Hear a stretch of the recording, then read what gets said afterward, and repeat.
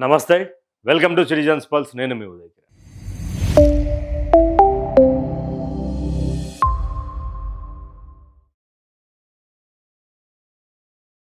పాస్టర్పై దాడి అంటూ కూడా చాలామంది ఇక రాత్రికి రాత్రి ఏదేదో చేసిర్రు. అదంతా డ్రామా. ఆయనకు ఉన్నంత రక్తం కోడి రక్తం. అదంతా స్క్రిప్టు. అదంతా ఒక సినిమాని తలపించేటువంటి ఒక ఫ్యాక్షన్ సీను అని చెప్పి అందరికీ బయటపడ్డ తర్వాత అయ్యగారిని లోపల తీసుకుపోయి తోమి తోమి తోమి తోమి తోమి ఉంటారు అని అనుకుంటున్నాం. ఎందుకంటే ఆయన మాట్లాడినటువంటి మాటలు, ఆయన చేసినటువంటి వాక్యాలు చాలా రెచ్చగొట్టేటువంటి సందర్భం. నాపై దాడి చేస్తున్నారని చెప్పేసి ఈయన ఒకడు, ఇంకొక ఆయన ఉంటారు. నా మీద దాడి చేయడానికి రాజమండ్రిలో స్కెచ్ చేసిర్రు. నా మీద దాడి చేయడానికి వీళ్ళతోటి స్కెచ్ చేసిర్రు. ఇదంతా గందరగోళమైనటువంటి పరిస్థితిని క్రియేట్ చేసే పరిస్థితి తీసుకొని వచ్చారు. అయితే ఇక్కడ ఆయన ఒక మాట మాట్లాడిండబ్బా, అది నిజమా అబద్ధమా, మరి ఎవరిని బదలాం చేయనీకే, ఎవరిని కుంప ముంచనీకనో మరి నాకు అర్థమైతలేదు. ఒకసారి ఆయన మాట్లాడినటువంటి మాట వినురి. ఆయన కొట్టేటప్పుడు ఒకటే మాట మాట్లాడిరంట. ఆయనను కొట్టేటప్పుడు ఒకటే మాటలు మాట్లాడారంట. ఆయన తన్నినప్పుడు ఒకటే మాట మాట్లాడారు. ఆయన బీరు సీసా తీసుకొని కుచ్చినప్పుడు ఒకటే మాట మాట్లాడారంట. అదేం మాట నేను ఒకసారి వాళ్ళు ఏం మాట్లాడరు, కొట్టనికి వచ్చిన వాళ్ళు ఏం మాట్లాడరు ఒకసారి చూడు. ఏం మాట్లాడలేదండి. వాళ్ళు మాట్లాడిన మాట జై శ్రీరామ్ అనే మాట ఒకటే వాడారు. అంటే జై శ్రీరామ్ అనే మాట ఒకటే వాడారు కొడుతున్నప్పుడు, అంతకుమించి ఏం మాట్లాడలేదు. అంటే పెద్ద లెంత్గా ఏం మాట్లాడలేదండి. వాళ్ళు మాట్లాడిన మాట జై శ్రీరామ్ అనే మాట ఒకటే వాడారు. అంటే జై శ్రీరామ్ అనే మాట ఒకటే వాడారు అంటే కొడుతున్నప్పుడు, అంతకుమించి అంటే కొట్టేటప్పుడు ఏం మాట్లాడారు అంటే ఏమైనా మీ మీద దాడి జరుగుతున్నప్పుడు అంటే మనం వినిపించినాయని చెప్పేసి మా తోటి జర్నలిస్ట్ మిత్రుడు, సోదరుడు, అన్న TV9కి సంబంధించినటువంటి సోదరుడు అడిగితే ఏమనలేదండి, వాళ్ళు ప్రధానంగా నా మీద దాడి చేసేటప్పుడు జై శ్రీరామ్ అనే నిదానం ఒకటి ఇచ్చారు. జై శ్రీరామ్ అనుకుంటా నా మీదకి వచ్చారు. జై శ్రీరామ్ అని నా మీద దాడి చేసారు అనమాట. సిగ్గు శరం ఉండాలిరా అభినయ్, నీకు సిగ్గు శరం మానం లజ్జ దేవుడు ఏమైనా ఇస్తే మనిషి పుట్టుక నువ్వు పుడితే జై శ్రీరామ్ అని చెప్పి అంటే వీళ్ళ మీద దాడి చేసిరంట. చెప్పనీకేనన్నా కొంత సిగ్గు శరం ఉండాలి కదా. అంటే ఈ యాక్టర్, ఈ ఫేక్ పాస్టర్, ఈ పాస్టర్ ముసుగులో ఉన్నటువంటి దొంగలు అందరు కాదు, కొంతమంది ఈయనలాంటి లుచ్చగాలు జై శ్రీరామ్ అనే నినాదం అనుకుంటూ జై శ్రీరామ్ జై శ్రీరామ్ అని దాడి చేసిరంట. ఒక స్క్రిప్ట్ని క్రియేట్ చేసి ఎక్కడ అటాక్ చేయాలనో చెప్పి, తర్వాత అక్కడ క్రేన్ తీసినటువంటి మట్టి ఉంటుంది, దాని పక్కకు పోతే జనం ఎవరు ఉండరు. నేను ఆడికి వచ్చినాక 20 నిమిషాలు మీతో మాట్లాడతా, మీరు నా మీద అటాక్ చేయర్రి. మీరు నా మీద అటాక్ చేసినాక 2-3 బీర్ బాటిల్ తీసుకుని రారి. బీర్ బాటిల్ తీసుకుని వచ్చి పొడుసూరి, అది ఉడక జస్ట్ తాకినట్టు ఉండాలి. అప్పటి వరకు మా వాళ్ళు రచలేపుతారు దీని మీద అని మాట్లాడు. ఉండిగడ్డ దాటిన తర్వాత ఇంకొంచెం ముందుకు వస్తే క్రేన్తో కొండను దోమిన మట్టి కనపడిద్ది. ఆ మట్టి కాడి నుంచి ఇంకొంచెం ముందుకు వస్తే లెఫ్ట్ సైడు మట్టి రోడ్డు కనపడిద్ది లోపలికి. ఆ మట్టి రోడ్డు లోపలికి వెళ్ళండి. ఈ లోపల మేము వస్తాం. కారు దూరం ఆగిద్ది. తర్వాత ఇంకా నేను వచ్చి మీకు ఒక 2 నిమిషాలు ట్రైనింగ్ ఇస్తా. ఎట్ట చేయాలా ఏందనేది చూద్దాం. బీరు బాటిల్ ఏమైనా ఉంటే ఒక 2-3 ఎతకండి, ఎందుకంటే పొడవాలి కదా. వాసు, మెసేజ్లు చూస్తున్నావా లేదా నాకు అర్థం కావట్లా. చూసి మరి రిప్లై వాన పడుతుంది. వాన పడితే మనకు ప్లస్, అంటే బైకుల వాళ్ళు నడిచే వాళ్ళు ఎవరు రారు కాబట్టి కంటెంట్ చేసుకొని మనం హ్యాపీగా వెళ్ళిపోవచ్చు.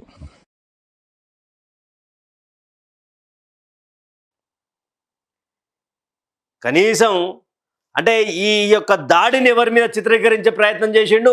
హిందువుల మీద చిత్రీకరించే ప్రయత్నం చేసిండు. హిందువుల మీద ఉన్నటువంటి ద్వేషాన్ని ఇంకా పెంపొందించేటువంటి ప్రక్రియను తీసుకున్నాడు ఈ ఫేక్ పాస్టర్. జై శ్రీరామ్ అనే నినాదం అనుకుంటూ దాడి చేసిరని చెప్పుకోనికే సిగ్గుచరం ఉండాలి కదా నీకు. ఓసారేమో జూబ్లీహిల్స్ ఉప ఎన్నికలల్లా ఎమ్మెల్యే పోటీ చేయకపోతే నా యొక్క అఫిడవిట్ని రిజెక్ట్ చేసిర్రు, మోడీ చేయించిండు, ముఖ్యమంత్రి రేవంత్ రెడ్డి చేయించినట్టు. నువ్వెంత, నీ కథ ఎంత, మోడీ ఎందుకు పట్టించుకుంటాడు, వీడ తెలంగాణ ముఖ్యమంత్రి ఎందుకు పట్టించుకుంటాడు, అందరితో పాటు నీతో పాటు పోటీ చేసినటువంటి ఇండిపెండెంట్ అభ్యర్థులకు సంబంధించినటువంటి అఫిడవిట్ యాక్సెప్ట్ చేసి నీదెందుకు యాక్సెప్ట్ చేయరు?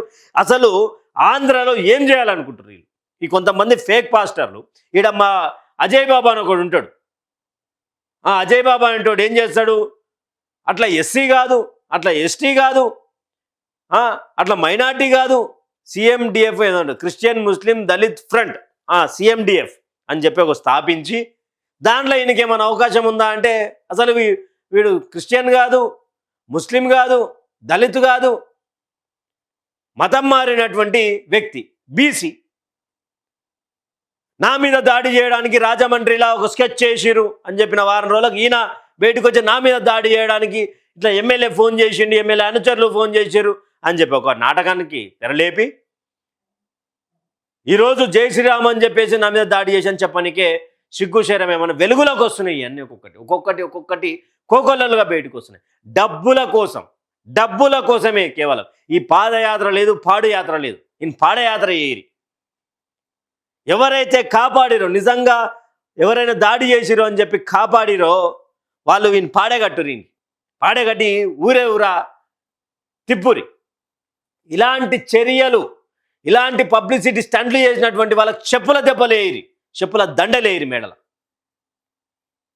ఏ సామాజిక వర్గాన్ని రెచ్చగొట్టి ఇంకొకరి ఇండ్ల మీద దాడి చేసే ప్రయత్నం చేయించిన అభినయను జై శ్రీరామ నినాదం ఇచ్చిన అనగానే ఇక క్రైస్తవులంతా ఒకసారిగా హిందువులే దాడి చేసిరని చెప్పేసి మత సామరస్యంగా ఉన్నటువంటి గ్రామాలలో మతాల మధ్య చిచ్చు పెట్టి పంచాయతీలు పెట్టి ఒకరిని ఒకరు కొట్టుకొని చంపుకునేటట్టు నీ యొక్క మాటలున్నాయి.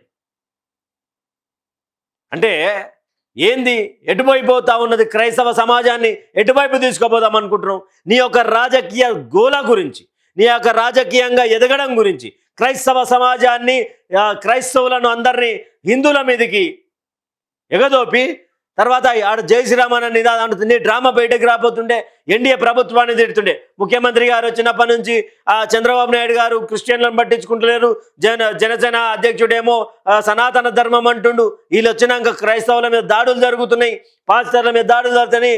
నీ అనుకున్నటువంటి ఫేకు ఒక బ్యాచ్, పాస్టర్ల బ్యాచ్ డబ్బా కొట్టుకుంటుండే. ఎంత క్లియర్గా పగడ్బందీగా ప్లాన్ చేసినావు? మనిషివా లేకపోతే ఇంకేమన్నా? నువ్వు ఏ అమాయక బిడ్డలను ఈరోజు బలి తీసుకుందాం అనుకున్నావు? ఏ అమాయక బిడ్డలను ఈరోజు జైళ్ళ పాలు చేద్దాం అనుకున్నావు? ఏ అమాయక బిడ్డల మీదకి ఇంకో అమాయక బిడ్డలను పంపిద్దాం అనుకున్నావు? నీకు రాజకీయంగా ఎమ్మెల్యే కావాలి, మంత్రి కావాలి, ముఖ్యమంత్రి అవుతాడంటే నేను మోతేవారిన ముఖ్యమంత్రి. ఏ నుంచి అవుతావు మోతేవారి? నువ్వు ఎట్లయితావు ముఖ్యమంత్రివి? కనీసం ఎన్ని స్థానాల్లో ఎంత ఓటు శాతం రావాలన్నా తెలుసా నీకు?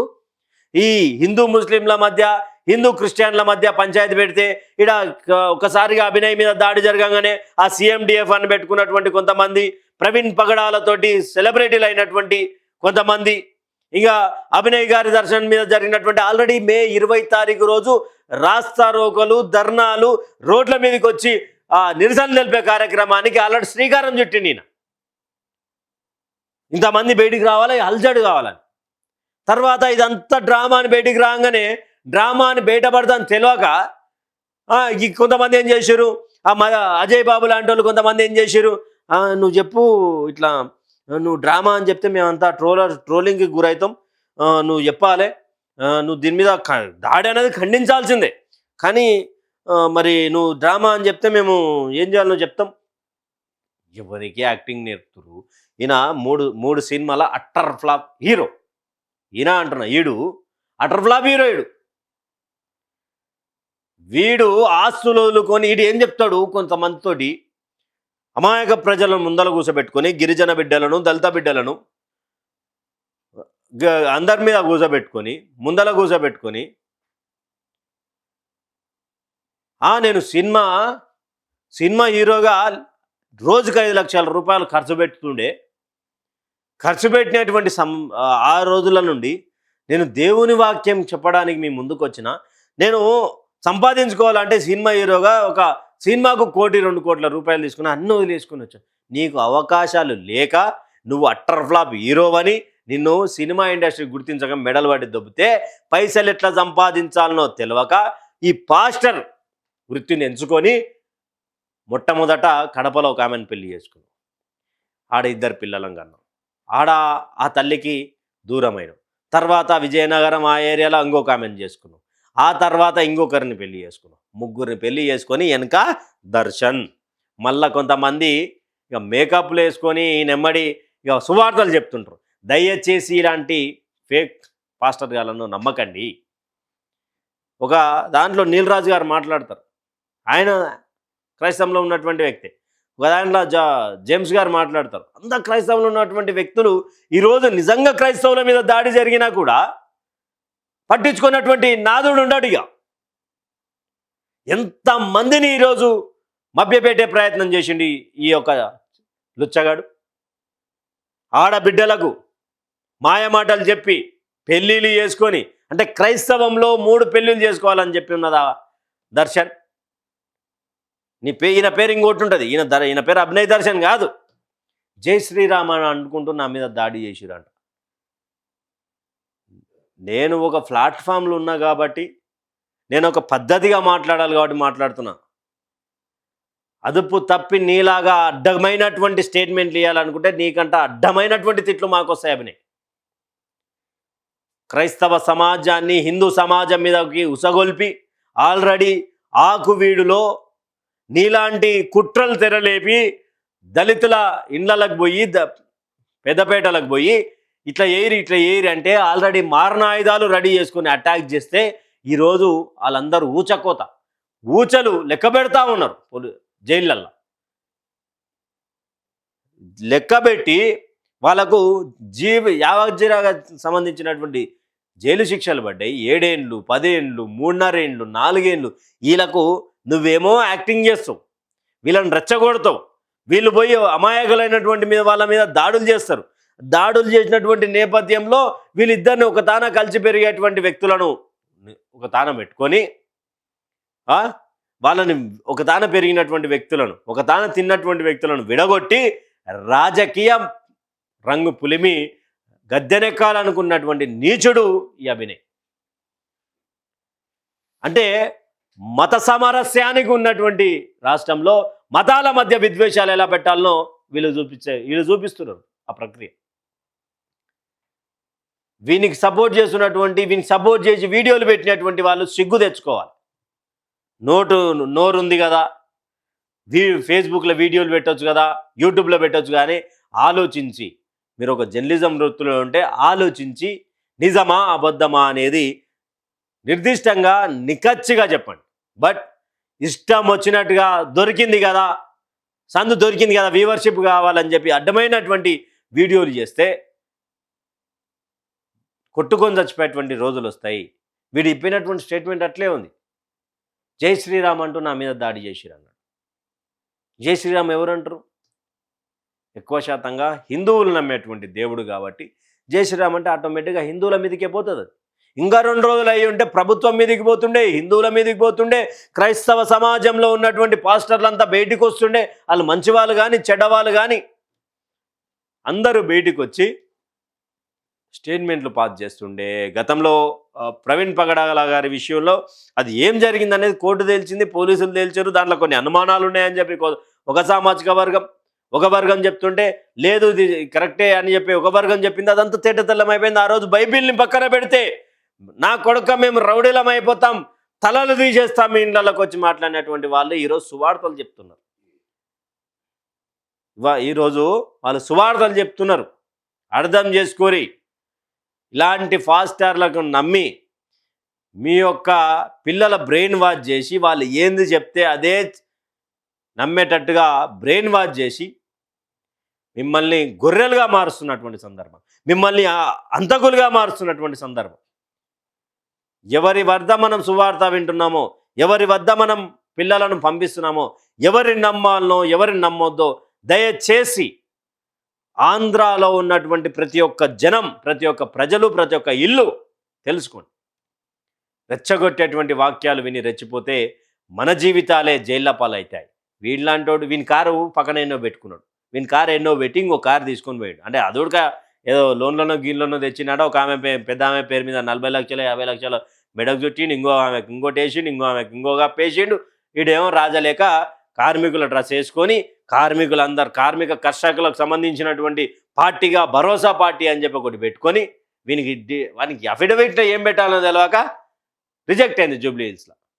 ఇలాంటి వాళ్ళని ఎమ్మెల్యేగా గెలిపిస్తే, మనం ఇలాంటి నాటకీయ పరిణామాల మధ్య గెలిపిస్తే కనుక మన జీవితాలతోటి సినిమా నుంచి వచ్చినాడు కదా, కెమెరామ్యాన్ అంటాడు, సినిమా హీరో అంటాడు, ఇలాంటి సినిమా గెలిపిస్తే కనుక మన జీవితం ఒక మేకప్ వేసి మన మధ్య పంచాయతీలు పెట్టి మనకే చిచ్చు పెట్టి కొట్టుకొని చచ్చుతారంటే చూసుకుంటున్నామే రకం. అభినయ్ దర్శన్ చేసినటువంటి స్టేట్మెంట్ మీద, అభినయ్ దర్శన్ జై శ్రీరామ్ అంటూ నా మీద దాడి చేశారని చెప్పినటువంటి ఈ యొక్క వీడియో మీద మీ అభిప్రాయాన్ని కామెంట్ సెక్షన్లో కామెంట్ చేయండి.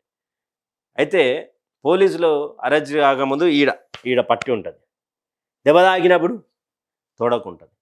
పోయి వచ్చినోడు తొడకు పొడుస్తాడా? చెప్పురి, తొడను పొడుస్తారా? ఇదంతా నాటకీయ పరిణామం అని అర్థమవుతలేదా? వీడియో కనుక నచ్చితే నలుగురు షేర్ చేయండి. Thank you for watching. Stay tuned with citizens voice.